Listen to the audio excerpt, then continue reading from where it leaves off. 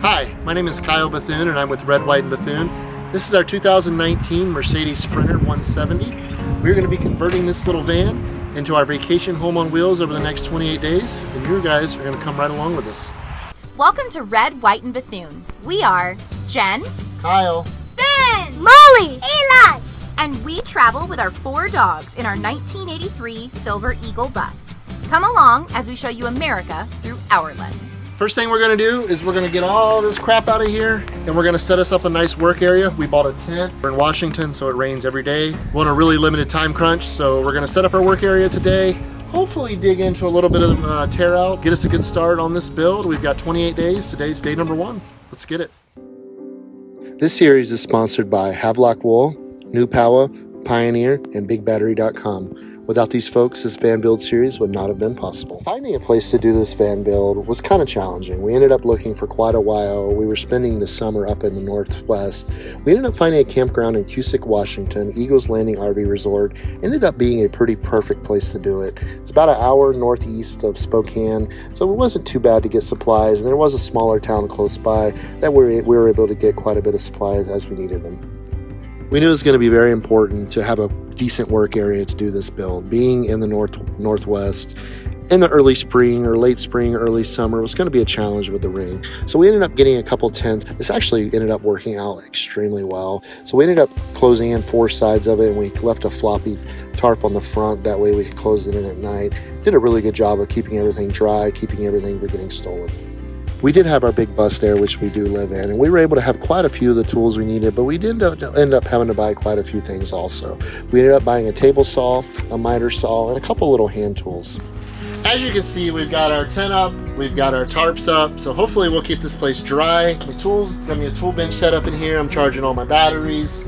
Got our table saw set up. We put us a rug down. So honestly, this is the most organized I've ever been. Pretty thrilled about that. So without further ado, we're going to jump right in this project and get tearing it apart.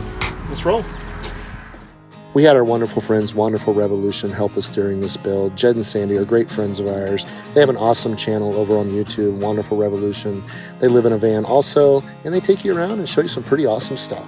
You're probably wondering why we even have this van to begin with, because we do have a bus. Well, about a year ago, I had this brainchild that I needed this van to do some off-grid camping because we really enjoy doing that, and it's tough to get the bus in there sometimes. We ended up finding the van in Dallas, Texas. We bought it the day of. We had been around looking at several different vans, and we really fell in love with the Mercedes Sprinter. There just happened to be a used one in Dallas, Texas. The guy used it solely to drive back and forth to Florida for his construction business. He never loaded or hauled anything in it, so it ended up working out pretty well for us. So our intentions are to keep this thing off grid as much as possible. So we're going to sit around and try to figure out how we're going to put 5 humans and 4 dogs in this camper van. The other day we were able to get most of the inside tore out, so today we're going to start putting it back together. We got our furring strips. We're going to put them on the wall. That way we have something to attach things to. We also bought some to install on the roof. That way we can put our ceiling up there. We bought a piece of plywood for the front shelf that we're going to build. Right now we're still kind of in a waiting game, waiting on some parts to come in. I'm afraid that's going to kind of be how this goes, unfortunately. I think this should keep us busy here for the next couple days. So without further ado, let's jump right in it.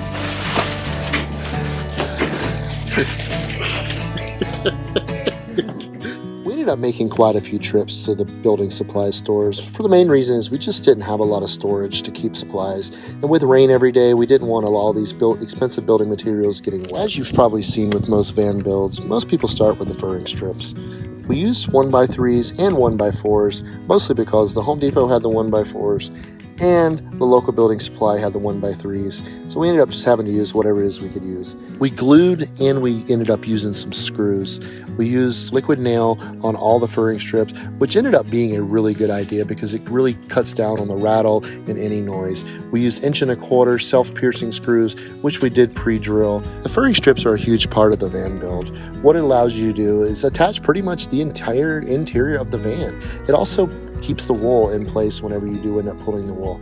We got the majority of them in this process here, but as we went, you will see we did end up adding quite a bit more, as in areas that we did realize we were probably going to need them, and we were going to need to add more support for certain things. You do eventually end up attaching your walls. It's nice to have them pretty much spaced out all over, and you kind of want to space them uniformly a little bit. That way you can kind of gauge where your walls and where your studs are.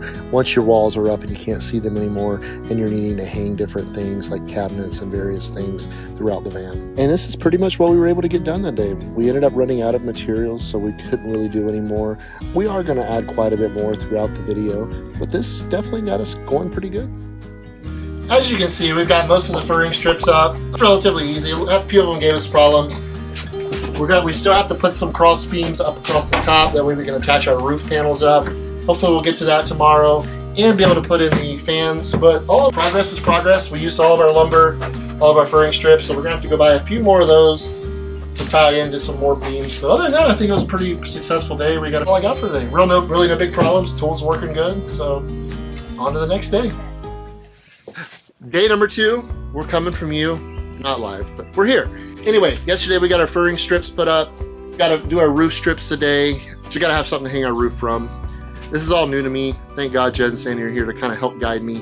Got to put our 2 max air fans in today. We're going to try to put one right here in the very back and then one right there in the very front just before the cab. So we should have no airflow issues in here because we're going to have, let's face it, a lot of living, breathing bodies in here. So we're going to need all the airflow we can get. So that's the plan for today. If we can get that accomplished before it rains, which I'm sure it's going to at some point, that would be a pretty successful day. So let's get right to it. Today we're working on the furring strips for the roof. These ended up being quite a bit more of a tedious process. I did the majority of the cutting and the trimming. Jed and Sandy did quite a bit of the fitting and measuring. These, like I said, these were tedious because you had to, each section of the roof was a little bit different. Nothing was really the same. So we had to measure and cut each individual one. Usually 2 or 3 times we had to take it out, trim it, because we wanted to try to get as snug a fit as possible. We did screw these in from the side, and we also glued them for a nice secure fit. They turned out pretty well. The roof ended up working really well with them. This is a closer look of us installing one. Sandy's put the glue on it. We're going to go put it up here. If you don't have clamps, buy clamps before you do a van build. They will save you a lot of headaches. We ended up using 2 or 3 different clamps all the time. And Jed's just simply screwing it in from the side for a nice snug finish. All right, van confessional number 1. It's going good. We're definitely waiting on some stuff to come in. That's kind of put us behind a little bit. I forgot stuff at the store today. Stuff just kind of slipped my mind that I really need to finish up. Waiting on the Havelock wool. That's kind of got us teetering a little bit before we can really go putting things on the walls and covering the walls. We really need that insulation. Overall, I'm pretty pleased so far. We've been here a week today at the campground. We paid for a month. We've got a little time, but I really hopefully start seeing some of this stuff come in here in the next couple of days. Jen and Sandy's been amazing help. I couldn't do it without them. There's no doubt about that.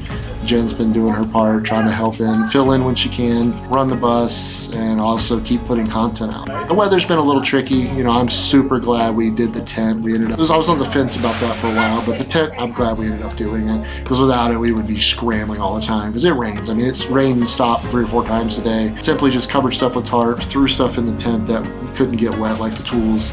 So that's been a big savior. We knew it was going to be very important to utilize every square inch of the van as possible. We wanted to put a shelf over the driver's cab area, and we ended up going with a VANcillary shelf. It comes with a template and brackets. Really simple process. We cut it out of 1/2-inch plywood, used the template, taped it right to the plywood. Jen sanded it up right here. We used a couple different grits of sandpaper. We used, I believe, a 320 and a 100. Simply slide it in and attach it to the 4 brackets. So as you can see, with my water falling out, we got more materials. We weren't able to get quite everything done yesterday we wanted. We got the VANcillary shelf cut out. We got it painted. We got it prepped. We were able to get quite a few of our upper furring strips put in. So today we've got a bunch of lumber. We got flooring. But we got enough to keep us busy probably for the next couple days. We still got to put the fans in. We opted not to do it yesterday because of the rain. So it's looking kind of rainy today. I don't know that we're going to try to tackle that today. Plenty of work to do. So let's jump right in it. We're getting the day started out, putting up the final furring strips. Jed and Sandy went ahead and put up quite a few more. It's one of those things, you're going to appreciate it later on. I went ahead and started working on the wheel well boxes. There's 2 wheel wells on the van, and I want to cover them and insulate them. That way we don't get any heat or lose any of our cool air.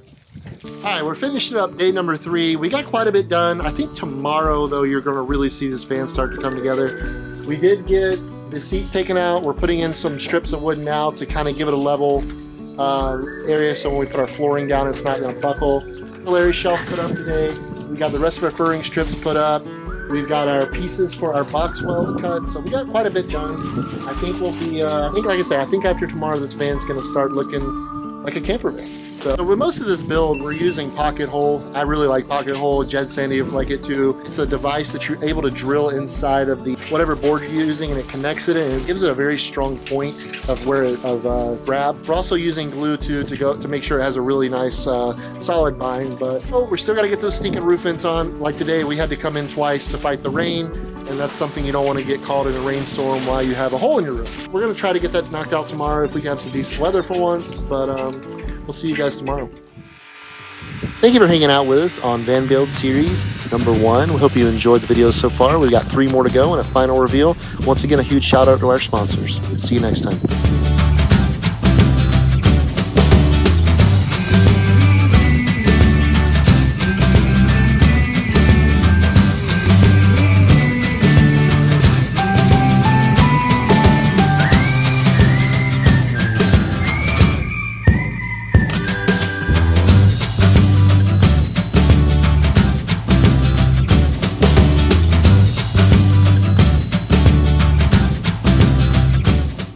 Jalik L. Rainwalker was last seen November 1st, 2007 in Greenwich, New York.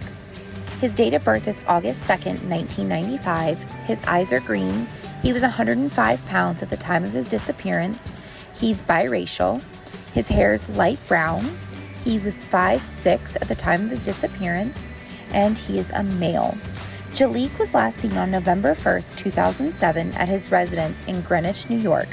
He was last seen wearing blue jeans, a yellow fleece pullover, a gray t-shirt with a dragon on the front, and a black canvas high-top sneakers. He may use the nickname Jay. If you have any information concerning this person, please contact your local FBI office, and let's work together to try and help bring Jalik home.